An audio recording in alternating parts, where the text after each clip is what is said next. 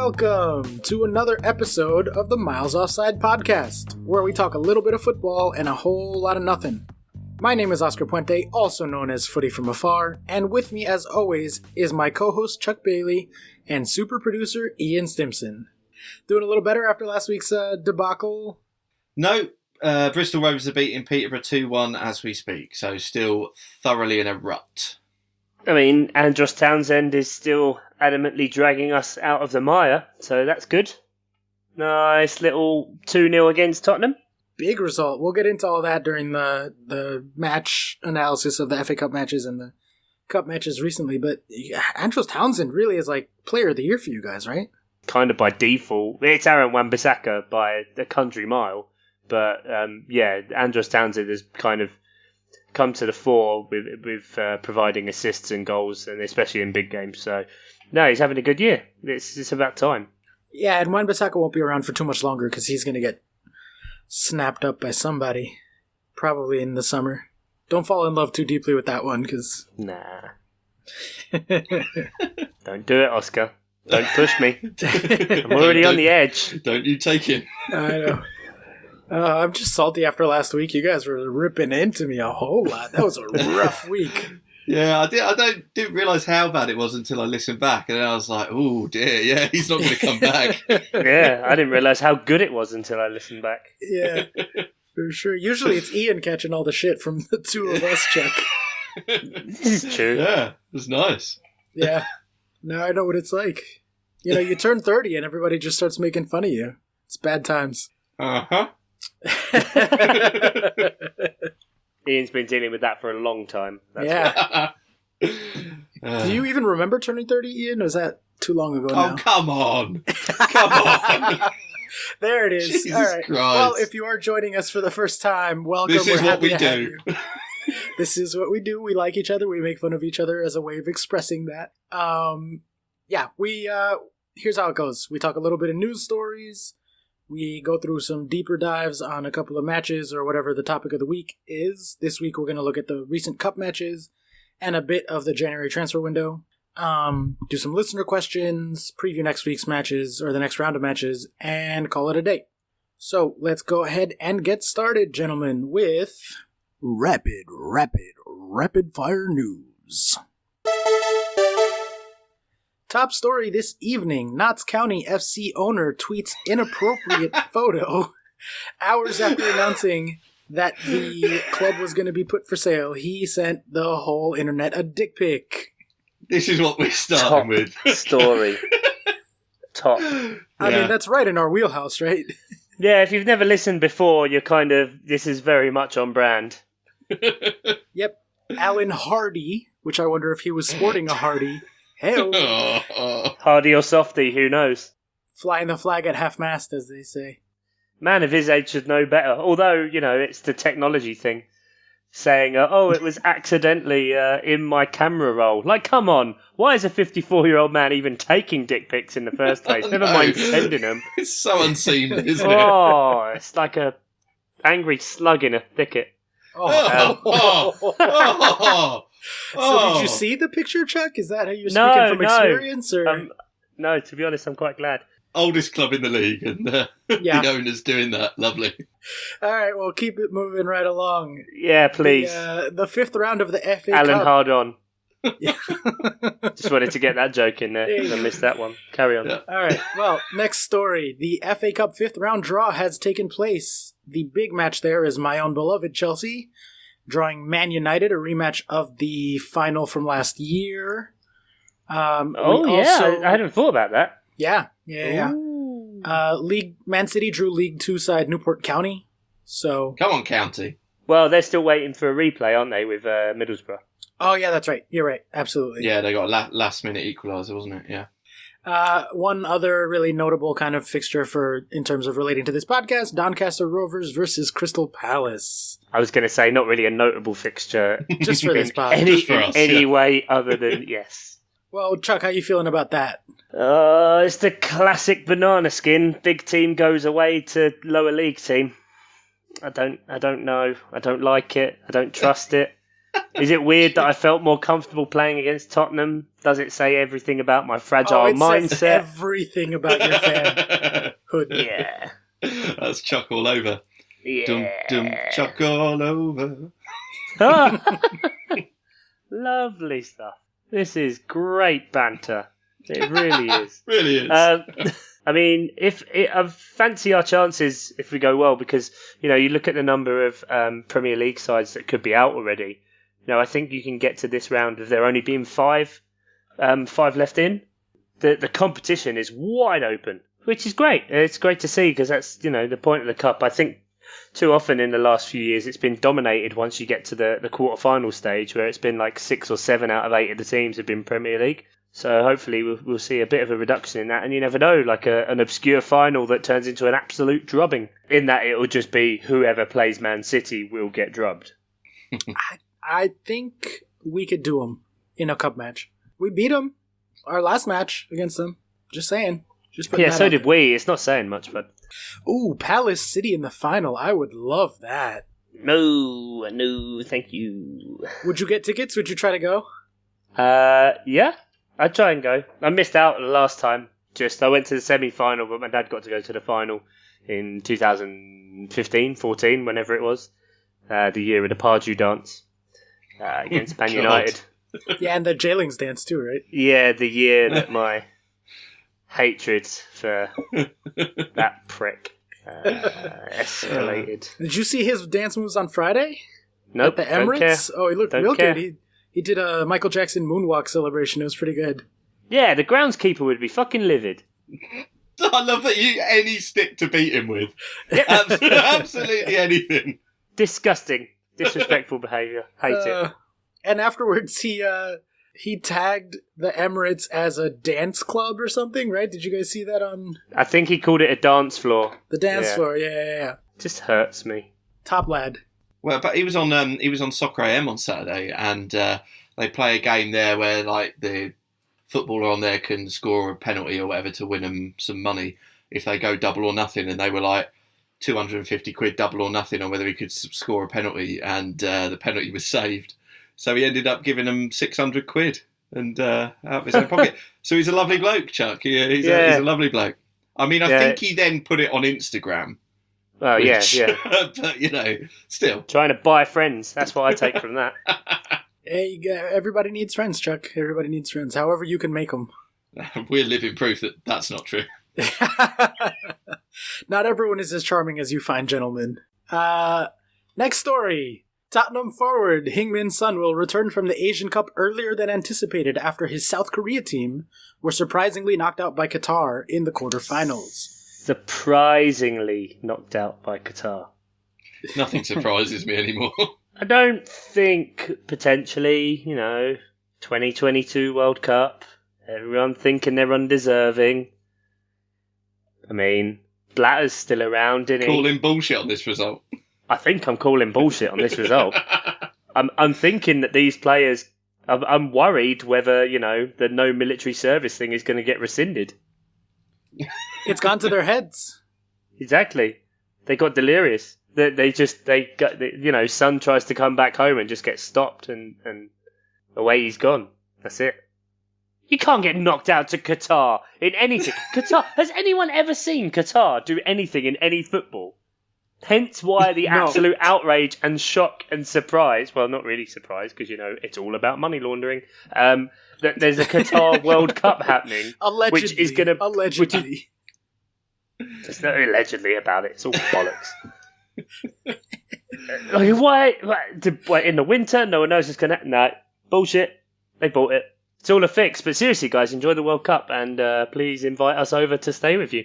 Yeah, I want to see logistically how it's possible, how it's going to work. Whether or not it's just an illusion. It's going to be bad. It's going to be bad for everybody. How happy is Heung-min Son that he lost this match as opposed to the last time he played for Korea?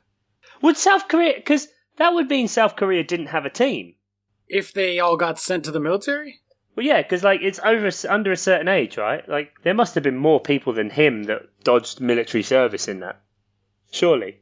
This seems like the kind of thing we probably should have researched for this. Oh, what you're saying? If they lost that match, But if they'd have lost the previous one in the Asia Games, not in the Asia Cup. yeah. Well, yeah, I suppose, but I don't think it literally was. There was a bus waiting outside the stadium to take them all to the army. Maybe there was a helicopter or something straight to the front line. I don't know. Yeah, just put on this uniform. Here you go. Just parachuting in. Yeah. Oh, sorry about the game. Seriously though, boot up. Yeah. Straight into the DMZ. See you later, bud. Bye.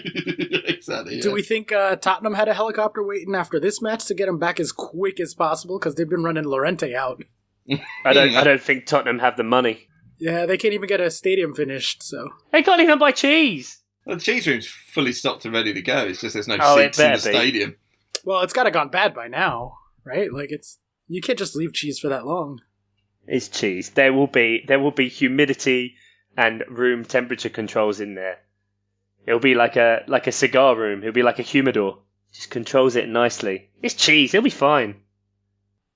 I'm a little worried about you, Chuck. It sounds like you're just eating old food. Next story. If Pep wins at Newcastle today, he beats Mourinho for the most wins in 100 Premier League matches. Yeah. Who do you got in a fight? Who do I got in a fight? I think it'd be kind of even. I don't know. Yeah. I can see them both being sneaky bastards. Absolutely. Pep seems like he'd be a dirty fighter. Like, Jose's just out in the open, right? Everyone knows what he is, but Pep is We like know he'd be a dirty fighter. Yeah, exactly. Yeah. He'd gouge your eyes Eye out as soon as you get the gouging, chance. Yeah. But Pep seems like that kid that, like, kicks their sibling and then turns around, and when the parent turns around, they're like, oh, I don't know. What happened? I wasn't there. Like, you know those sneaky kids who pretend that they're really good when the teacher's watching or when the parents are watching, and then the moment they're left alone, they're just, like, setting things on fire and Yeah, those sons of bitches. getting into all kinds of weird stuff. That's Pep to me. Yeah, I can see that, but, you know, anytime he can knock out another Jose Mourinho record is all right by me. Well, even if he wins, he's got less points than him. Or I Oh, think they'd fuck be off. even on points. He's got the best win percentage. Doesn't matter. Wins is wins. Yeah, but if you win one more, but you have 3 more losses, that's, or 2 extra losses. I don't know. I think I would take Mourinho over Pep. That's because you're an idiot. No. In their primes. Not today. Obviously, not today. But in their prime, to coach my team for 1 season, I would take Mourinho. That's very important. Yes, 1 season. Sure. That's Yeah. very important. You sure you wouldn't want 2 seasons? Yeah, all right. 2 seasons then. Fine. Yeah. I mean, Guardiola won in his 2nd season, but, What about you guys? You get one of the 2 in their prime. I think it's fairly obvious what my choice would be. Mourinho. No, it's not. No, it's not Mourinho. Never Mourinho. I hate Mourinho. He needs to go. Just gone forever. There's a very good reason why the only time we've heard of him was on bloody Qatar TV. No one wants him around I think anymore. that airs in America, Done. for the record. No, I'm pretty sure BeIN is an American channel owned by Qatar no. TV station. Again, I'm not looking into it. Not researching at all. Not interested. Qatar TV. That's the only reason why Keys and Gray have got a job on that convention of. And the sooner we just eradicate all of the imagery and the knowledge of Jose Mourinho from the pantheon of football and the Premier League, we'll just all be better off. I wonder in the lower leagues who'd be better. I mean, Mourinho, Mourinho's- clearly. you think in the lower leagues? Yeah, I think you Yeah. might be right there. Yeah. I don't No think... 100%, Chuck. Are you out of your mind? Yeah, because all the players in the lower leagues will just get drunk and twat him. Because any time he comes out and goes, this guy is shit. Like, he's not going to have that. Do you think Clive at Macclesfield is going to be like, oh, that'll be fine, Jose? No, he's going to just fucking Well- lamp him. Yeah, but the star quality. I mean, if we're talking Jose being Jose, I mean, yeah, if there was some League One equivalent of Jose from Macclesfield, then I'd agree with you. I don't know what that would sound like. Do you want to have a go? No. No, But, Macclesfield. I don't know, I tried it a minute ago. It's just generic Northern. Exactly, yeah. Yorkshire. But like, I mean, you'd have no problem, I don't think, with like lower league players' egos because they'd all be in awe of him, and that'd probably suit him down to the ground.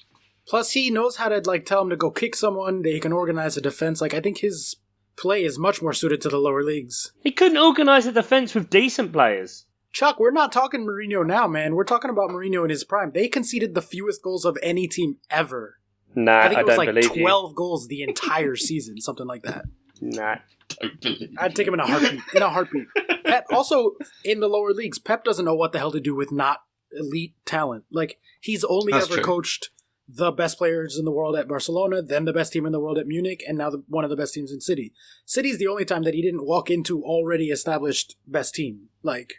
Can only manage what's in front of you, mate. Sure, and he's done a good job with those players, but I don't think he'd have any idea what to do with easy. One lower level talent than that. Take the ball, pass the ball. Take the ball, pass the ball. That's it. Take the ball, pass the ball. Take the ball, pass the ball. I really want to see that film. The Barcelona documentary they've made. It's just called "Take the Ball, Pass the Ball," I think, or something, and it's an interview through the whole of the revolution of Barcelona in the modern era. Yeah, I never heard of that. Okay. Yeah, I never heard that either. Oh, really? Oh, it's definitely worth looking up. I'm not sure if it got released now. I think the guys from On the Continent, probably by the time this has come out, it will be long gone. But I think on it was Thursday the 31st, they were doing a live episode of their pod, a live recording and Q&A, and were then showing the film as well. Okay. So this is recent then? Oh, yeah, very recent. It's either just come out or just about to come out. Oh, Mitrovic has just scored. Mitro? Yeah, Mitro's just equalised for Fulham. God damn it. I forgot to check lineups and set my Fantrax team in the draft league, so he's sitting on my bench. Ooh, sorry. Oof. I know. You suck! I know, and that's the one good thing about... I mean, not the one good thing, but that's the best thing about draft fantasy is that you can change your lineups up until the minute they kick off, so I could have put him in. Instead, I have Ander Herrera, who's sitting on the United bench in my lineup. Coulda, woulda, shoulda. Coulda, woulda, shoulda. Yeah, all right. Yeah. That wraps it up for rapid fire news. So, Stimmers, what do you want to talk about? Transfers first or the cup matches? Let's talk about transfers first. I don't think this is going to be particularly long, is it? Because this window's been largely uninteresting. Yeah, it's been a whole lot of nothing. I don't know. A certain Spanish striker has been shifted off the wage bill. Yeah, to be replaced by a overweight old Argentinian striker, who is, by the way, I found out, I didn't even fucking tell you guys this, the third highest paid player in the league on weekly wages. Ah. Do you want to take a guess who the top three are? The other two in the top three? I mean, number one is Alexis Sanchez. Yeah. Yep. Mm-hmm. Number two, Didier Pogba. Nope. Another player who's not getting much fucking playtime, Mesut Ozil. Oh yeah, wow, second highest paid in the league. This guy came to Chelsea. He's making more money than Eden fucking Hazard. That's insane. Yeah. We did get Morata off the wage bill though. I feel like Chelsea's the only team that's made any kind of headlines with their. We've had a lot of drama with our transfers this month, but I can't think of. I mean, what Liverpool didn't go out and get anyone, or they got one guy, but I don't even know his name. City didn't want to get anyone. They have good squad depth. Yeah. Tottenham, for whatever fucking reason, didn't go out and get anyone, even though they didn't sign anyone over the summer and half their team is injured. Even down lower in the table, I feel like there hasn't been that many moves this January. No, there's not really. They'll be the same because, this always happens with, as you said, teams lower down the table every year, is that there'll be a flurry of activity now of players that have been working out and, there'll be the popular loan with a view to signing moves. But I don't know, I just don't... January transfer window is always just a ball ache. It's in the middle of the season when, you've just had this incredibly hectic schedule, or, it's just with league games, and then you add in all the cup games, and you've got to worry about always, are you going to lose this player? Are you going to get this player? Why not just get rid of it? It always seems to be the thing that forces boards' hands in sacking managers as well, doesn't it? They're sort of if we're going to get rid of them, we've got to do it before the January transfer window. So as a new manager has a chance to sign who? Because no one good moves in January. No, exactly. No one good is ever on the market. Yet you always get that sort of got to get a new manager in before January. So yeah, but what's the alternative though? I can't even remember what things were like before the window. How long's it been in? Like, it just feels like it's always been around. Yeah, I same. don't remember not having it. Did youth players get a chance? Is that what happened? That seems to be the plan at Chelsea right now. So, in case anyone was living under a rock for the last week, Hudson-Odoi put in a transfer request after Bayern Munich came back in with yet another massive bid, and then the club rejected it. They were like, nope, you're staying. And you're staying in the summer too. Preemptively, they were like, "We're not selling you in the summer either." Sarri very confidently stated that in a presser, didn't he? He said, "Yeah, he's not going anywhere, and probably not in the next window either." Nope. And they sold Fabregas, but they didn't bring in anyone to be sort of a replacement in the central midfield. And they've been playing this Ethan Ampadu, who's like 18 or 19, as Jorginho's the guy with backup. the stupid hair. Yeah, terrible hair. Really needs a haircut. Really bad. It's just disgusting. Although, great deterrent, because no one's going to want to get near him. That's true. I bet his hair stinks. It does look like it would smell, right? It really does have that look. It smells like a bin bag and bonfire juice. But yeah, we've been dealing with Munich and Dortmund mostly this window, because we signed Pulisic and then sent him back. But yeah, I mean, Chelsea made some noise, obviously, with Morata going out, Higuain coming in, Hudson-Odoi looking like he was leaving and then not leaving, and we signed Pulisic, and Fabregas left, and it looks like we might sell Cahill in the next few days. At least that's what I'm hearing. Yeah, that's been thrown around. Fulham and Palace, apparently, but... Would you take him at Palace? He's a great defender. I love Gary Cahill. Centre-back is the one place where we don't really need anything. You know, we've got Sacco, Tompkins, Dan and Kelly. All there. We've got 4, they did really well against Tottenham, so I'm not really worried. I think as much as Cahill is great, it's not like we've got a couple of young centre-backs that could do with his influence, so I wouldn't really see what he'd really contribute there so much. Yeah, I mean, you guys, what you really need is a striker, obviously. Although Connor Wickham, I guess, is back. Well, I mean, he done the knee goal, so... He was made up about that, weren't he? Well, wasn't it the first time in 2 years that he scored? He was a day off 800 days. Oh, Burnley have just scored goal. against Man U. Sorry to interrupt. Yeah, I didn't want to interrupt Chuck. Oh, but yeah, I'm sorry, Chuck. Lovely stuff. I'm sorry, Chuck. Yeah. Did Tom Heaton get the goal? That's all I want to know. Did Tom Heaton score somehow? Route 1. Route 1, yeah. Sorry. Yeah, obviously, we didn't mention this, that we are recording live on Tuesday night, whilst the Tuesday matches are going on. It's not just us finally realising on a Thursday, Burnley scored. Oh, yeah. It's live. But yeah, anyway, we could do with a striker or maybe another midfielder or winger. You still holding out hope for a move between now and the window? There's 3 days left? Nah, 2 days? Nah, not really.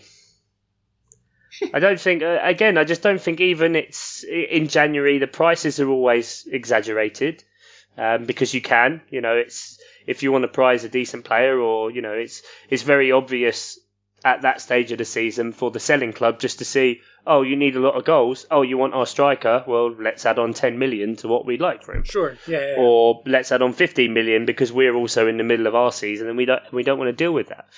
I think especially as it's shorter than the summer transfer window, a lot of fans get really frustrated because they don't understand how long these deals do take to actually go on and enact. And that, they say, they've had all of the, since summer to sort this out. But you've got to think of all the different intermediaries and agents and other clubs, and then dealing with the player themselves and sending the information back and forth, and solicitors, lawyers. So I just think for it to be, a 31-day window is kind of pointless. Yeah, absolutely. You can't really get much unless you're going to take a massive punt on either getting in a young player or you're going to overspend to get in an overweight Argentinian. Mm-hmm. So the present transfer window system came in 2002-2003 season. So it's been around good while. But before that, you could transfer players up until the 31st of March. So it was just completely open. And then you had to stop after that so to preserve the integrity of the competition. So someone going for the title couldn't buy a load of players from someone who had nothing to play for just to push on and try and win the title. Sure. But so, I mean, would you go back to that then? Just open until 31st of March? I mean, if you're going to do that, you may as well open it all the way. Well, I do see Ian's point about the end of the season. You want to preserve the integrity and blah blah blah blah. I'm just not a fan of the January window, especially because every year it's just, Wilfried Zaha's going to go for like a month and a half. That's just a purely personal thing. There it is. That's what you do. There's the personal link or whatever, and it's just that constant thing of, for fuck's sake, like, you just want to be getting on with football, and I'm sure these players do as well when they see it everywhere. I think if it's contained to the summer, and then it really does become a testament of who is the best with their squad, who can deal with that, and the trials and tribulations of the season, rather than looking to January to sign new players that, by and large, I don't think really work out. All right, well, let's talk some cup games then. Chuck, why don't we start off with you? You guys had a very interesting result on Saturday. Yeah, well, it was kind of predictable, but not predictable. It was what we hoped for, with Tottenham being so riddled with injuries, lack of signings, etc., etc. People here, there, and everywhere. Didn't even play Christian Eriksen, who, arguably with Kane and Ali out, and Son as well. I don't think any Spurs fan will mind me saying it was a terrible, terrible performance from them. Just everywhere. Whether it was, Trippier doing an appalling penalty. That's terrible. Just to miss that, like, it was disgusting. Or really bad.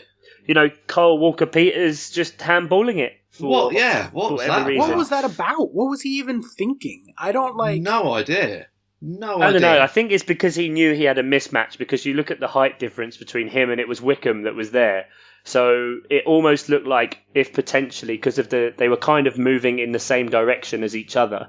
So if Walker-Peters hadn't stuck his arm up, Wickham just would have headed it past him slightly as it looked on the camera, and then he'd have been one-on-one with the goalkeeper. Well, yeah, but let it happen. I mean, take your chances there. Yeah, and then to appeal it in a game that has VAR. Yeah, yeah, right. Yeah. I wonder how much that's going to affect the way teams approach and the way players approach matches starting next season, once VAR is like a permanent thing. Well, I tell you what needs to happen is they can't have fucking VAR in some games and not in others. Or, I think it's shit. Because if you're playing one venue or another, it depends on if you get VAR, or someone else will be. So, say for example, I think in the Millwall-Everton game, there was a penalty shout really late on or something like that, which with VAR, if it had been in Goodison Park, it would have been given. However, because it's at the Den, it doesn't get given because VAR, they can't install the technology, which doesn't really make sense to me, since it's cameras, isn't it? Cameras and that, yeah. Cameras, isn't it? Yeah, there's bloody 20,000 cameras in those things. Get VAR synced up to people's camera phones. They're all taking videos while the game's on anyway.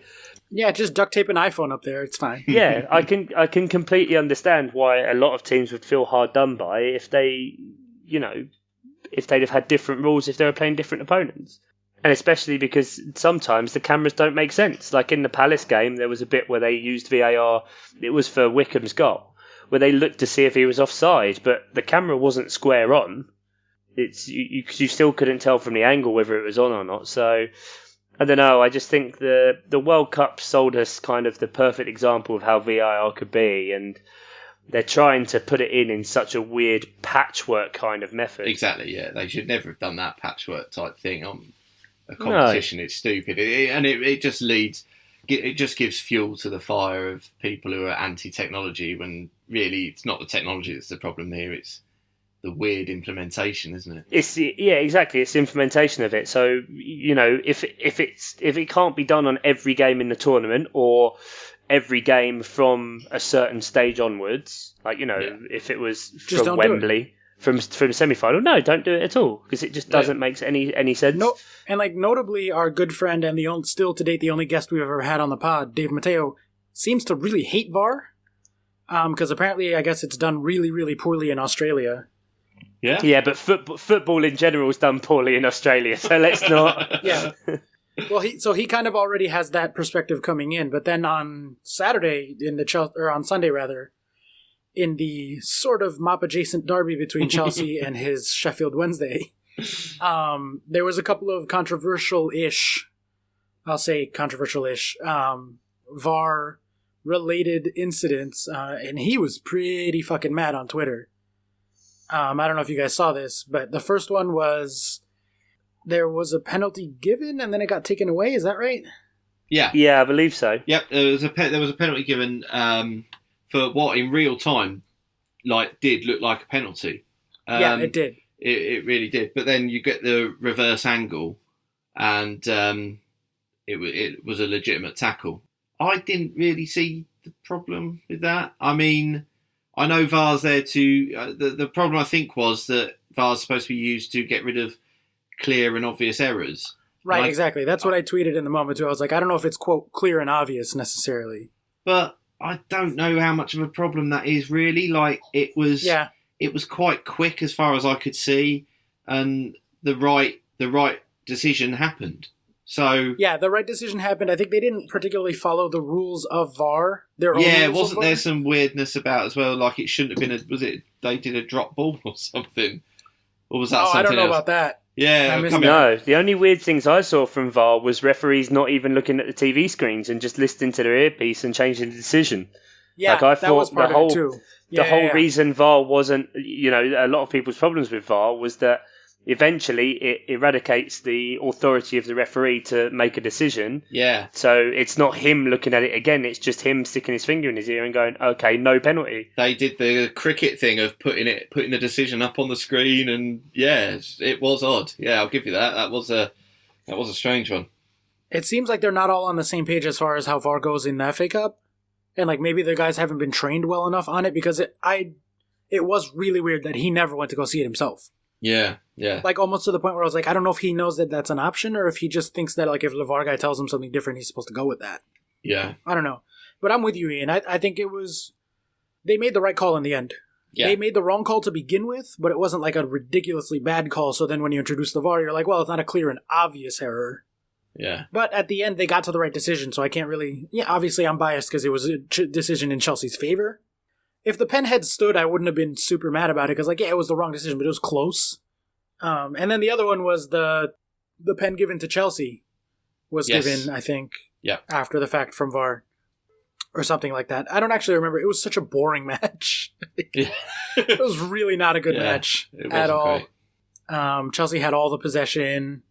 Higuain, our Patreon subscribers will have heard some of this in my take, instant take afterwards. Yeah.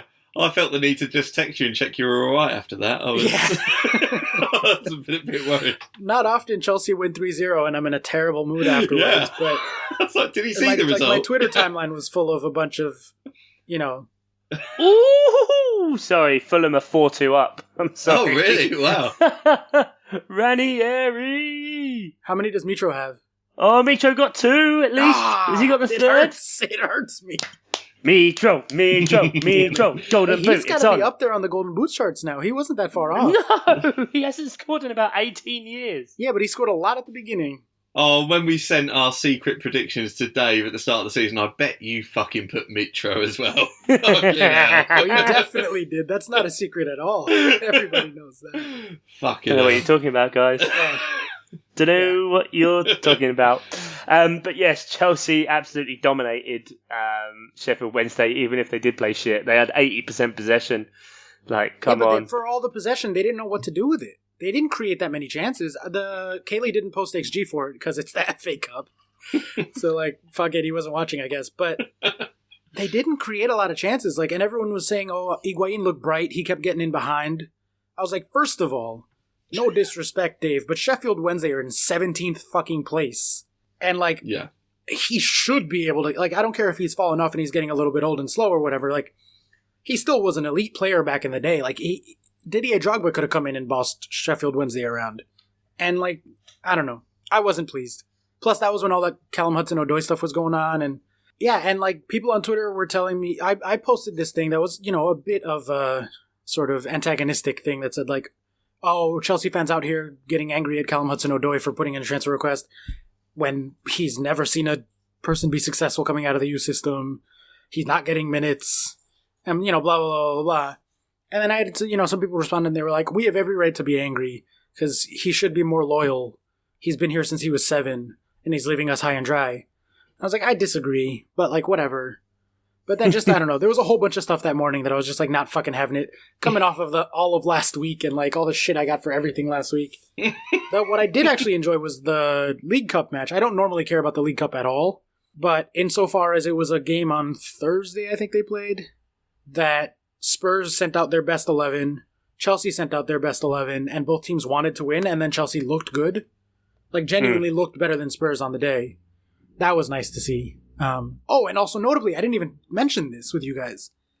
That's like clearly their best 11, and Sunday was clearly a rotated 11.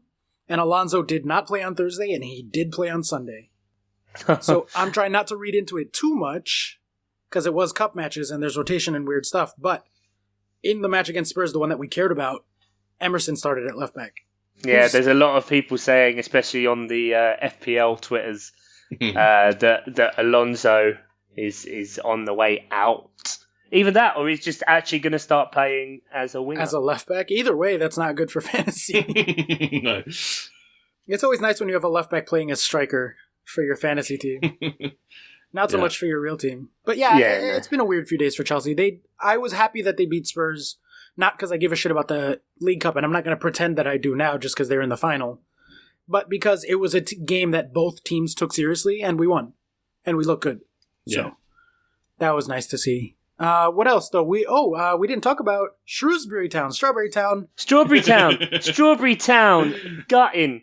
2-0 up in the 75th minute, and then they drew. Wolves forced them to a replay at Molineux.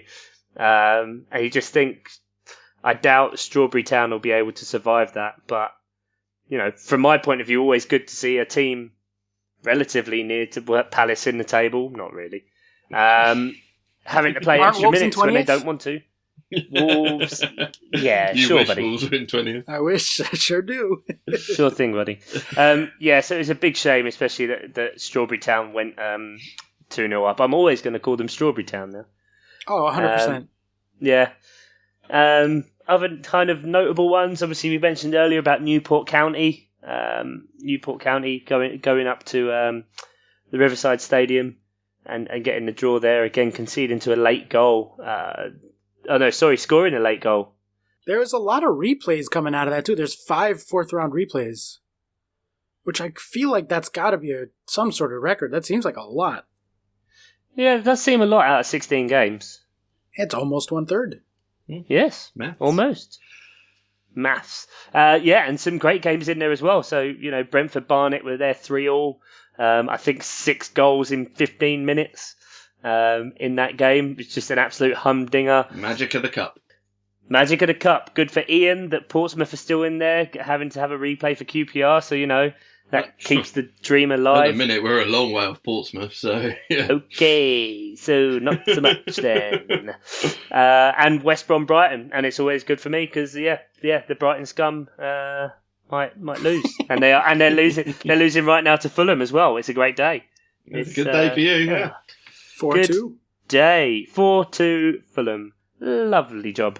Have we said Millwall Everton? When Millwall had a handball leading up to their goal, or it sort of looked like it had gone. Like it had been a handball in the run up to the goal. You get Neil Harris, the Millwall manager, screaming at the video guy because he had put the replay up on the big screen, and VAR wasn't looking at it. But and he was just screaming, "Get it off! Get it off!" Yeah, because he didn't know whether it would be counted or not. Just in case the referee thinks I might want to refer that, or he thinks I might have that in the back of my mind to give him a decision later. Just That's fucking really funny. Screaming. It was brilliant. Well, there were a couple of other notable upsets there too. AFC Wimbledon beat West Ham 4-2. Yes. It's not an upset if you expect it to happen. Yep. Let's see. Lowly Man United beat Arsenal 3-1. Yeah. Oh shit! Yeah, we didn't talk about that. Yeah, the Man United train just keeps on rolling, man, and they're getting dangerously close to a top 4 race. And I don't want that. I want less teams in the top 4 race, not more. Fucking goddamn it. Yeah, and they're getting dangerously close to equalising against Burnley as well, which You would never have thought that would have been the sentence said today. Yeah, Burnley up 1-0. Yeah. And the other big upset being Man City 5, Burnley 0. Who could have seen that coming? It's not an upset, it's just that you're upset about it. No, it's an upset that it wasn't 8. Yeah, this is true, actually. It could have been more. Although City aren't even winning today, right? What's the score in that match? Ooh, drawing against Newcastle at the minute. Newcastle, I'm sorry, but no Newcastle fan wants a result out of this because they absolutely will not then get any money spent on them. Mike Ashley will just still be there for a year. So. They weren't going to anyway. Yeah, exactly. He'll give them a load of giant mugs from Sports Direct. Yeah. Maybe a matching water bottle, and that'll be about it. Have you ever bought anything from Sports Direct? I bought something once. Loads. Yeah, absolutely loads of stuff. Yep. Can't really, the hypocrisy runs deep here. Yeah. Well, even with the international shipping, it was cheaper than buying it from like any American retail. I got like a Chelsea track jacket a few years ago, and I think the track jacket itself was like £5, and then the shipping was a lot. But I was like, how are they making money off this? I don't understand. They pay their workers nothing. Absolutely nothing. That's what slavery is, Ian. Yeah. Allegedly. No, that's exactly what slavery is. You don't pay people. Right. Fair enough. He's no editing that one out. All right, well, that should wrap it up for the Cup Talk. So we'll take a quick break, and we'll come back. And apparently we have quite a few listener questions, so stick around.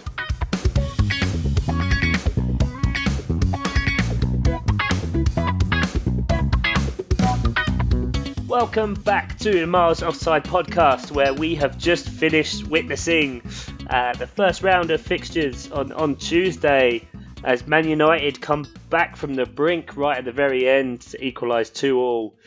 And Rafa Benitez has a big say in the title race as Newcastle unbelievably somehow beat Man City 2-1.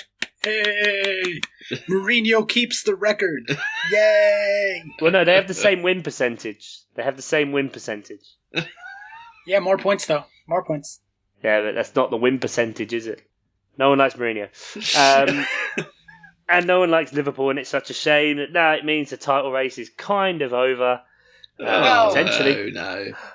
No, but I'm happy to jinx it. I'm happy to be wrong. I want it to come back alive. I want to put that out to the world that all the Liverpool players just slip all at once.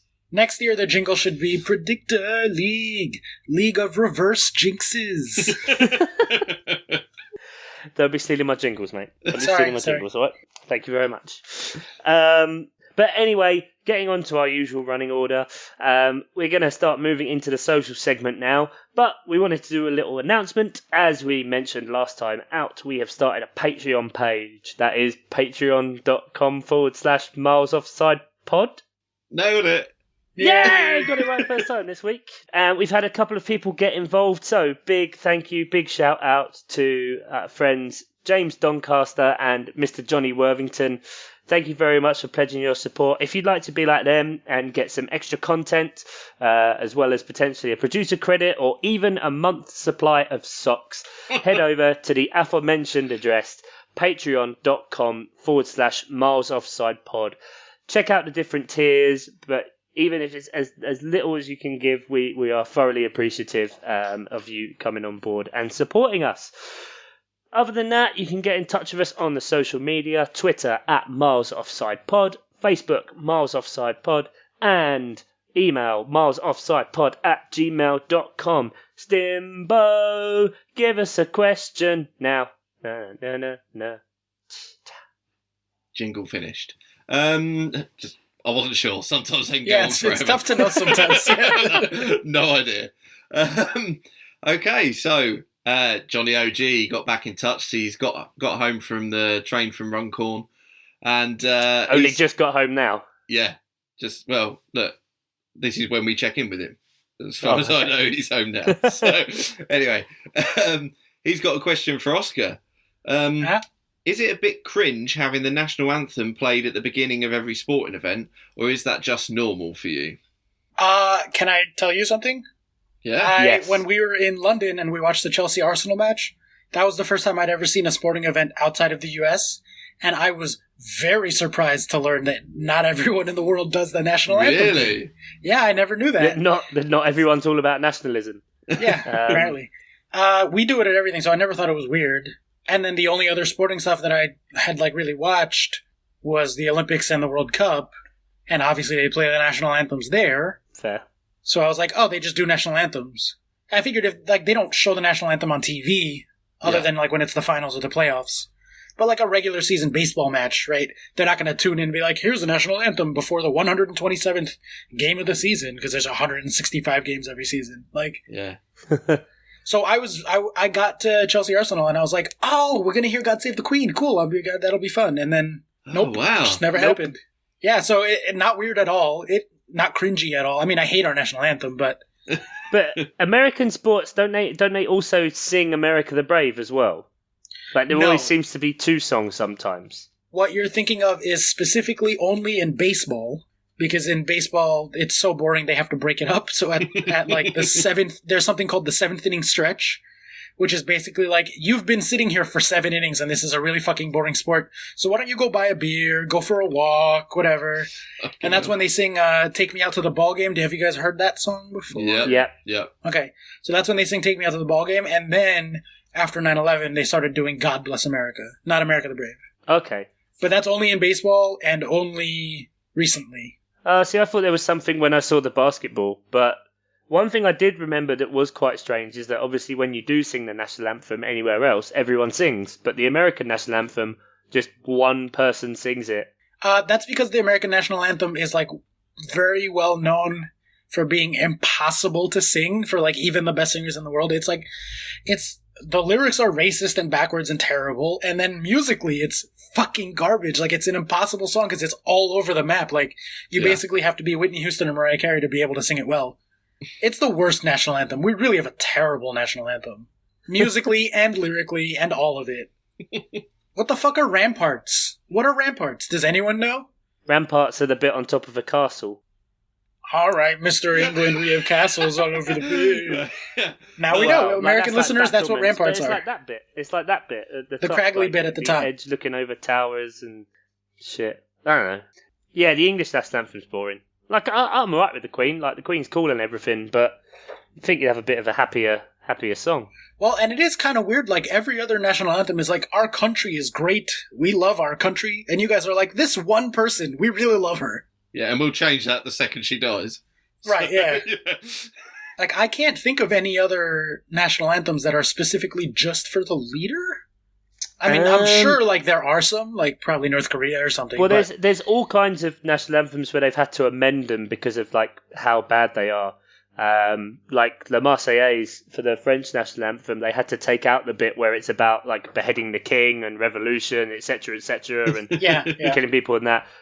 Germany took out most people think it's Deutschland über alles, but they don't sing that anymore because of obviously it being synonymous with World War II. So they make amendments here or there. The Spanish one's the weirdest one because there are no words. Did something happen in World War II with them, or?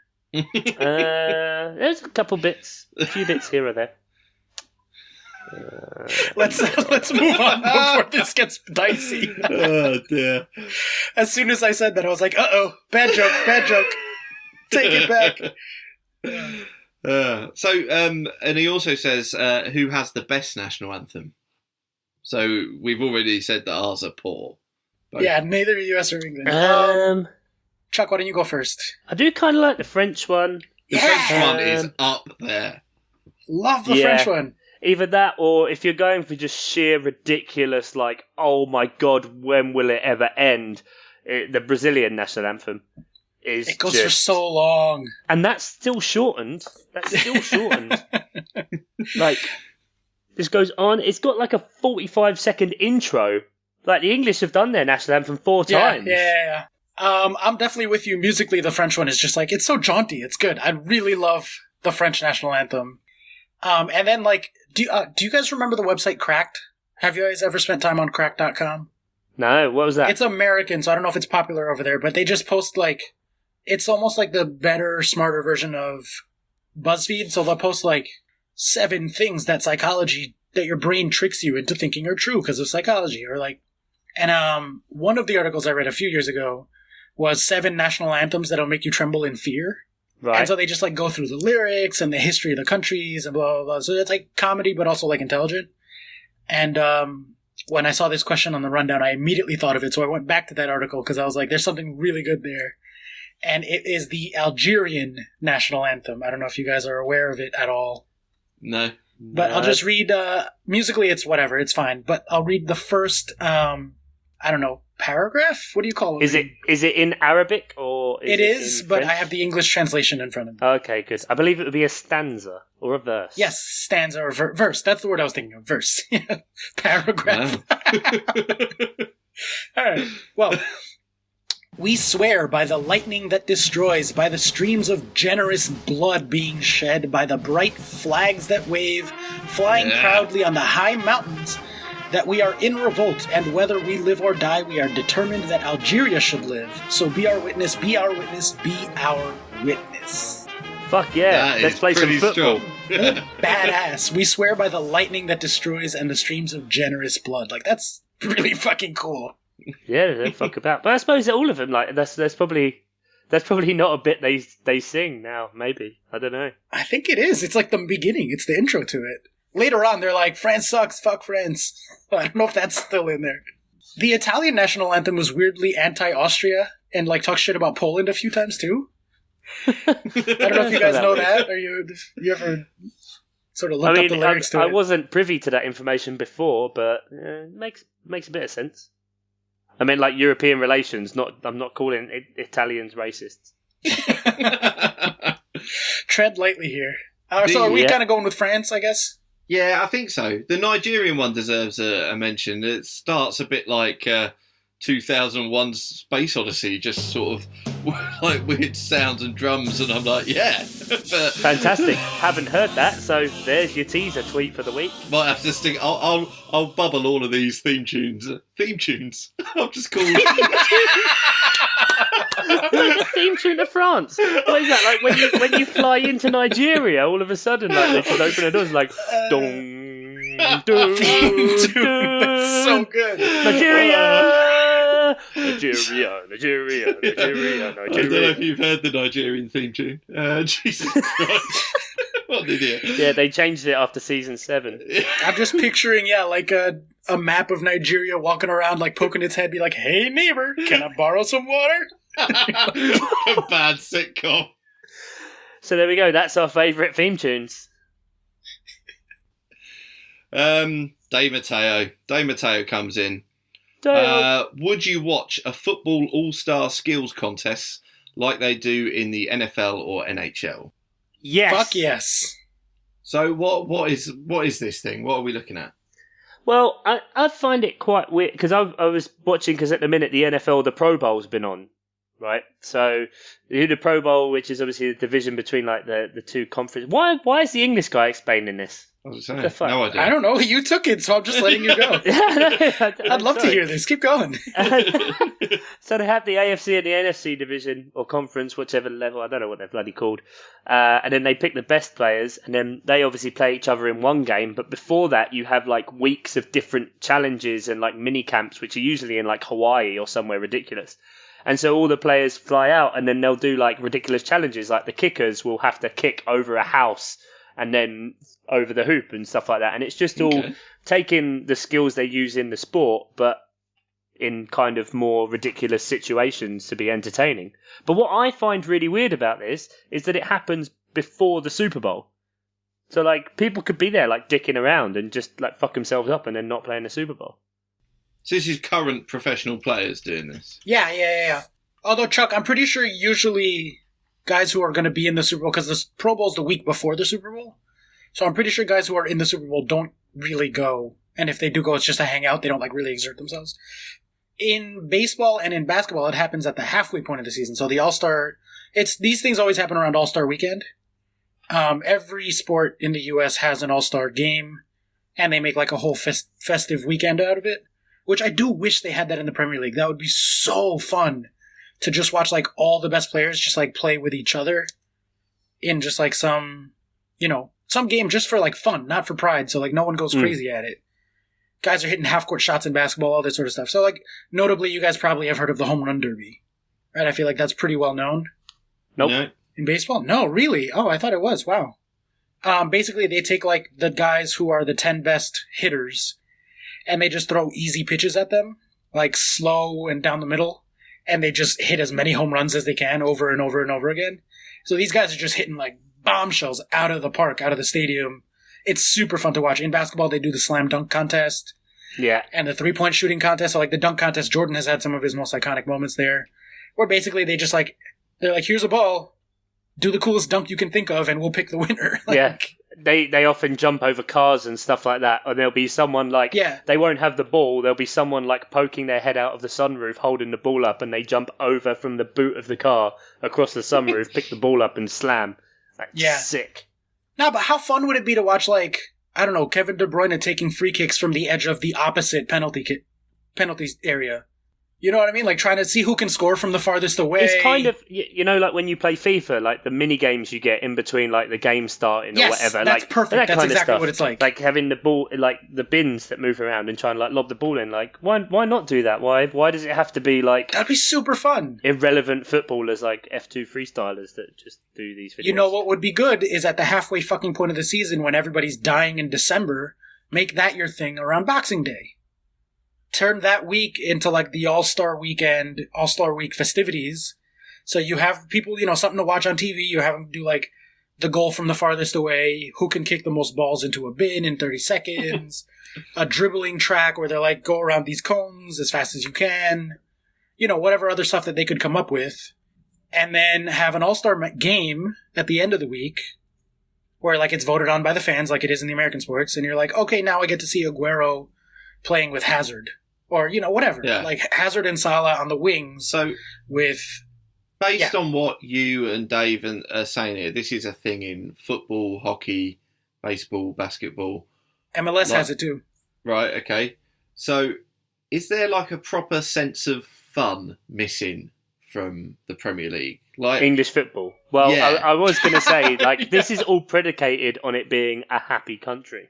Yeah, this is the thing. And That's, at the minute, that sounds great, but like, I just... We've got fans that don't want cameras at our games. Never mind them bloody running around, going around cones and kicking balls in buckets.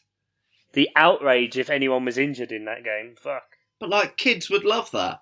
Yeah, I do feel like there's no sort of sense of fun really allowed in English football. No, I wasn't going to say it, but you guys are a country full of miserable bastards, so... Yeah.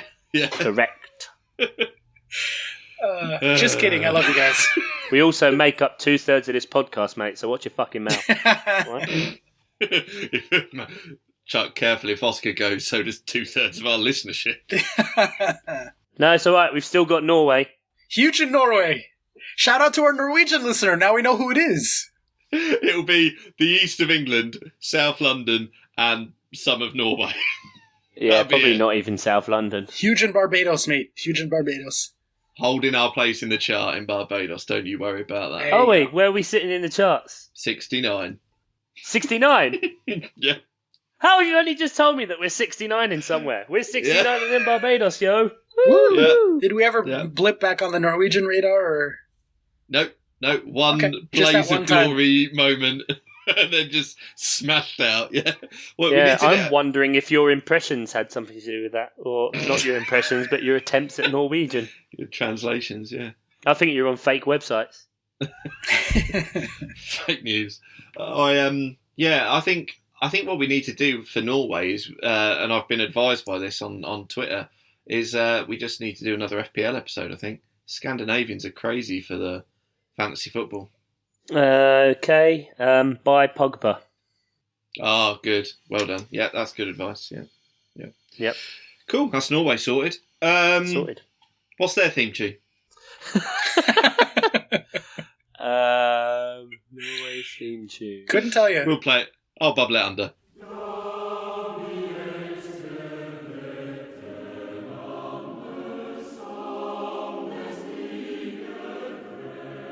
I don't know. Roald Dahl's from Norway, isn't he? No idea. Something. What's the Matilda theme tune? Umbawe, diddly do, umbawe, diddly do. No. Are you having a breakdown? Yeah, what maybe. is happening over there? Ian, I was just going to That's let the him go for a Matilda while. theme tune. What's that got to do with anything? Because Roald Dahl wrote Matilda, and he's from Norway. Denmark. But Denmark? you didn't seem sure of any of this. Yeah, 0%. I know. I just kind of... I'm trying to go along. with it, but when the person saying it isn't even 100% committed, I'm like, can we really... Yeah, you can still follow me a bit, mate. It's Okay, fine. Next question. Okay. This is more in our wheelhouse, probably, or yours, definitely. If you could have... this is Dave again, sorry. If you could have one superpower just to use in your everyday life, what would you choose? Teleportation. It's the only answer.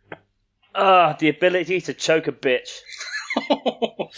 And I don't mean that bitch as in woman. Just when someone's just in your face, just the ability to like freeze time for a second, just smack the shit out of them, and then it's kind of time. Yeah, stopping time, I guess. Nah, man, it's got to be teleportation. Yeah? Gotta be. It's magic, right? So I'll say I take my clothes with me. It doesn't have to be a whole thing. Let's not get into the logistics of it. But like, you think about how much money you would save on travel. Like, I could just teleport to Rome, and now I get to have a vacation in Rome, but I didn't have to pay for flights, which are always the most expensive thing. Yeah, but what if you got like stuck in a wall? Just don't. Then you teleport out of the wall. But like, then where's your body? It doesn't work like that. No, it's fine. It's fine. It's magic. It's a fucking magic power. When I teleport, I don't accidentally get stuck in walls. There. Is it like a night? Is it like a night crawler thing where you have to be able to see it to be accurate, or? No. Fuck it. I can look at a picture of it and I can go there. How about that, dude? I would have like Chelsea season tickets. I could just go hang out with you guys on a random Friday night. Well, not you guys. You have kids. I would use your power better. What was that? We're not fun people. Yeah, people without kids who like still have lives and money and shit. All that stuff. Yeah. Chuck, yeah, fair. I'm with him, mate. Yeah. You're 2-1 here, Chuck. No, I mean, like, legit. And obviously, like, day to day, too. Like, you can just teleport to work and teleport home. You don't have to ever sit in traffic again. Yeah, I thought there might be a bit more play in this question, but you have pretty much nailed that answer, I think. Because I still want to be able to pause time and just smack someone in the face. But that's all... yeah, but you could do a teleport punch and then teleport away, and they'd have no idea what even happened. Yeah, it could be like One Punch Man. One Punch. Oh, that's a good show. I used to say that if I was king of the world, I would institute a rule where you have like the logistics would get a little tough, but let's say you have a card, and on the card you get, you can like basically swipe it or debit it, and 3 times a day you are allowed to punch someone in the face. Just 3 times. And they don't carry over. If you don't use all 3, you don't get 6 the next day. But like, this was, because I just used to get like really annoyed at people on the subway. And it'd be like, this motherfucker's standing on the left side. I'm trying to get up the escalator because I'm running late. Like, just give them your card and then you punch them. And they're not allowed to say no. And if they want to use one of their punches to punch you back, fine. If they don't, if they want to save it for some douchebag later who's being a douchebag somewhere else, fine. If I want to punch someone, can I inquire as to whether they've used all their punches that day? No. You just got to take the risk. Mm. See, that's exactly my one, but without getting punched back. Yeah, no, but this is like legal. So I took your idea. Time is frozen. No one would know I did it. I just get to smack them in the face. Oscars isn't a superpower. It's just if he was in charge.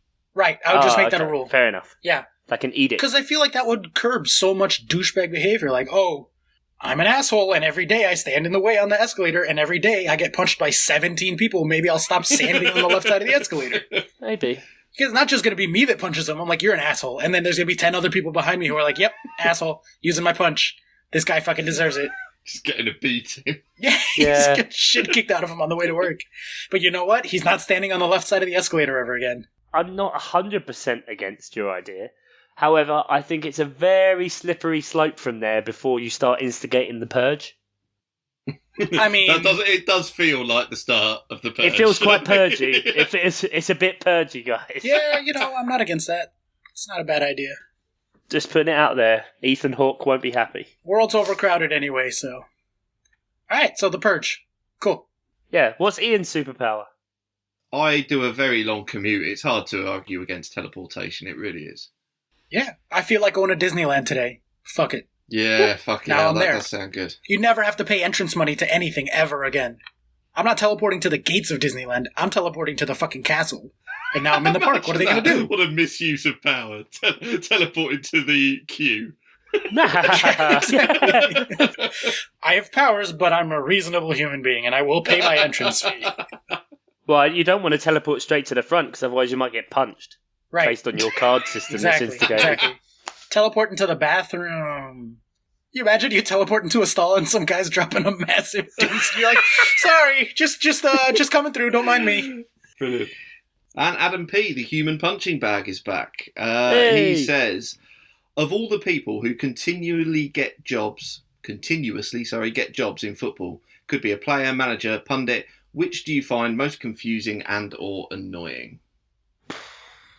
Well, I bet I know what Chuck's answer is going to be. I don't know. I've got a list. Jose Mourinho. Yeah, it's definitely Mourinho. Well, yeah, that's Come true. on, obviously. Well, he doesn't come up as much.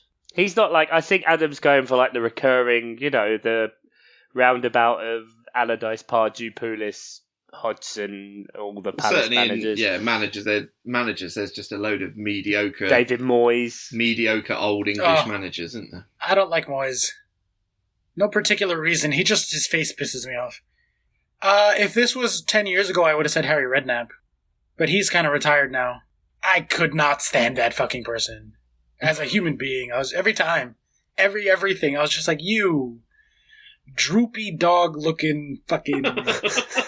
He had a fucking stroke. Oh shit, really? No, did he really? Well, I'm a terrible when he person. was quite young. That's why he looked like Deputy Dog. Alright, well, I can't take it back now. It is what it is. I mean, I said what I said. Double down. I'm the double down over here. Fuck him. Who else? Phil Neville. Phil Michael Neville's Owen. a terrible commentator, isn't he? Michael Owen was a terrible commentator as well. Awful. Jamie Redknapp, I don't think, to carry on the Redknapp theme, I don't think Jamie Redknapp's that good. No, not great. Lovely guy though, and smells amazing. Sorry, smells amazing. Yeah. Puts on a bit of the old Paco Rabanne. Yeah, job done. I'm trying to think of players that I'm like, how are they still getting contracts? Lee Catamol. There you go. Lee Catamol. Like, there are those players who just keep popping up at every fucking club, and I'm like, who's paying him? Most of them followed Harry Redknapp, to be fair. Yeah, I was That's going to say true. Crancher and... How's Charlie Austin still getting paid? He's got no knee cartilage, and he hasn't for like 10 years. Yeah, no ligaments in either of his dicks. And It's a joke! It's a joke! It's a joke, mate! It's a joke! Bloody, what a legend. Brought VAR to this country. Well, apparently he's transferring, so yeah, it'll be another place where he doesn't play. I'm only thinking of him because he was a pundit on Match of the Day for the FA Cup stuff, but Paul Ince always pissed me off. It annoyed me how the media in this country used him as the spokesman for black managers, and it was like, he's a shit manager. Like, absolutely terrible.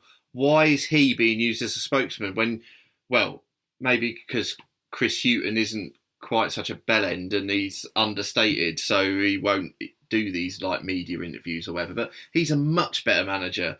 And it was just... Chris Hughton's a fantastic manager. Yeah, absolutely brilliant. And it's just Paul Ince was the poster boy for black managers. It was like, oh, but he's a rubbish... It was terrible.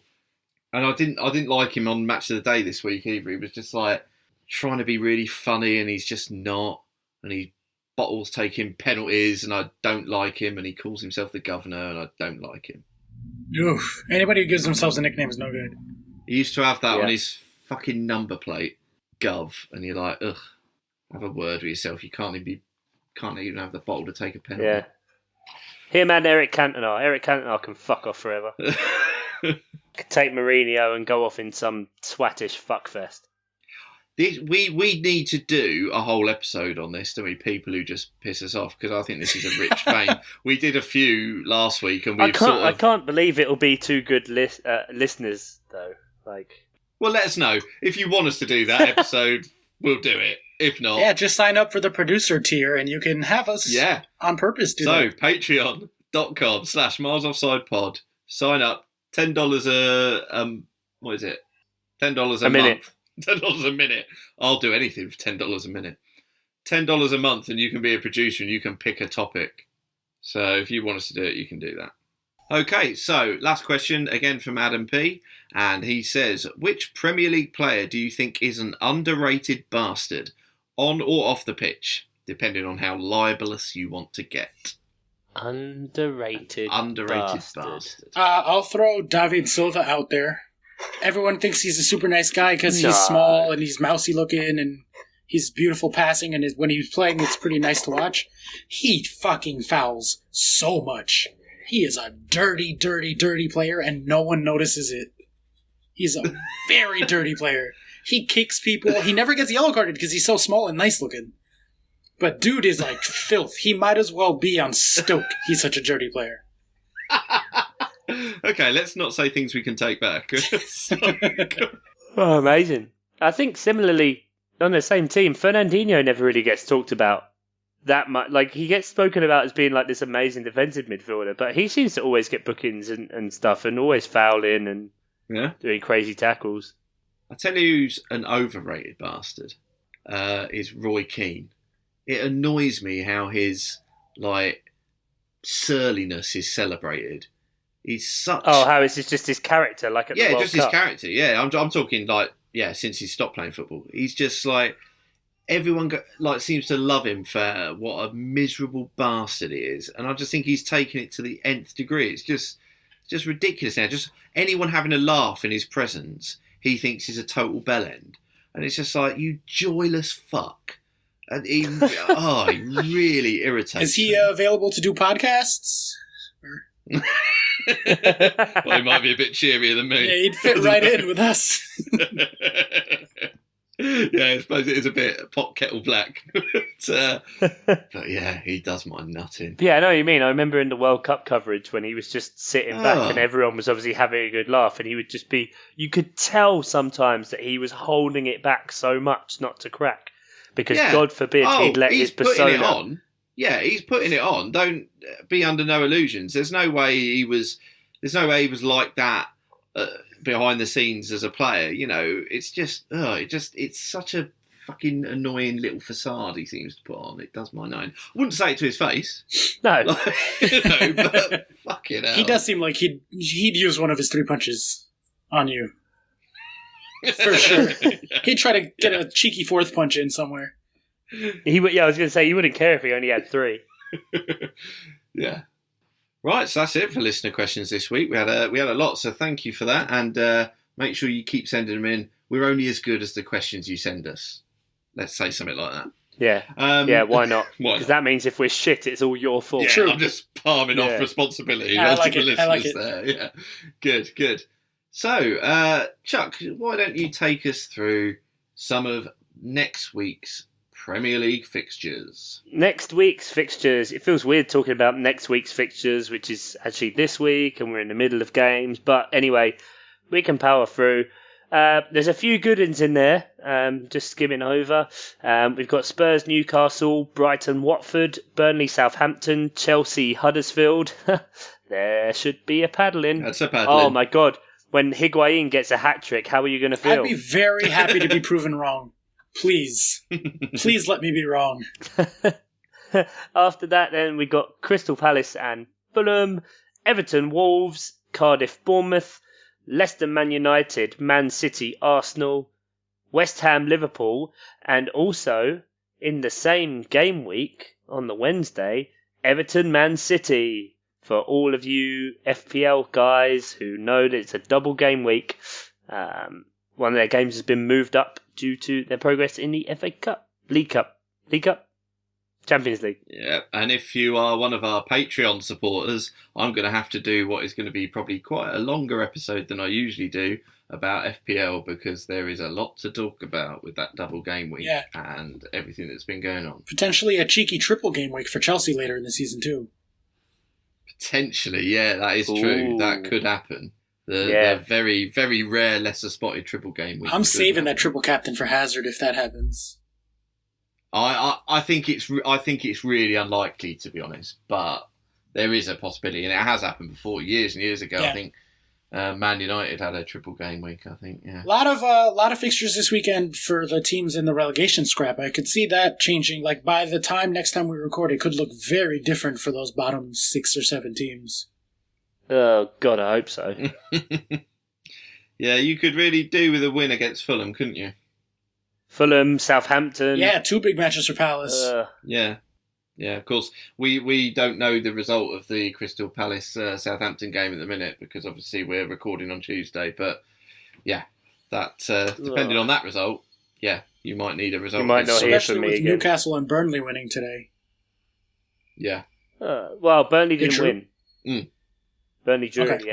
Burnley took a point. Yeah. But even still, Newcastle, that's just a piss take. Praise be to Huddersfield, though. Little Huddersfield, just thank you for just continuously being shit. Yeah, I think that's one space taken up. You don't need to worry about that one. Yeah, they'll still beat Chelsea on the weekend somehow. Oh, come on. Oh, no. No. I'm so down on this team right now, guys. I know you know because it shows, but fuck, man. Oh, we can't all be so miserable. I know. I'm supposed to be the happy one. Yeah. Just drive each other down. Yeah, your problem is expectations, mate. Me and Ian don't have any. That's true. It's not that bad. We snap out of it. With the mighty Darren Ferguson back in charge of Peterborough. Here we go, charging up the league, into the Championship, and then we'll fucking collapse. Huzzah! Yeah. Hooray for inevitable collapse. But yeah, so it's going to be very interesting. Man City, potentially, if they can make the most out of those 2 games, can get a bit of points back on Liverpool. Obviously, as we talk now, again, we're not sure the result of Liverpool-Leicester, but we kind of assume that will give Liverpool a 7-point cushion. That's a huge cushion this late in the season. That's massive. Yeah, with it is, yeah. 14 games to go, we're looking at 80-90% title favorites at that point. It's already in the 70s. That's even a Gerrard slip wouldn't mess that up. They'd have to get like Mignolet back or something. Like to really nail that one in. But yes, so we're in the middle of game week now. We've got some good fixtures coming up this weekend. And that about wraps us up for this week. I like that. Once again, we said that this would be a quick episode. And 2 hours. 2 hours, 57 minutes later. I'll cut this down to a tight 45. Yes. You're good, Matt. You're a super producer. You're not fucking Superman. Yeah. Well, to be fair, Chuck, 90 of those minutes were just us masturbating furiously. So. 90? How many times did you do it? Yeah, if you have to ask. Jesus. Yeah, then I should never know. Anyway. Grim. Took a turn.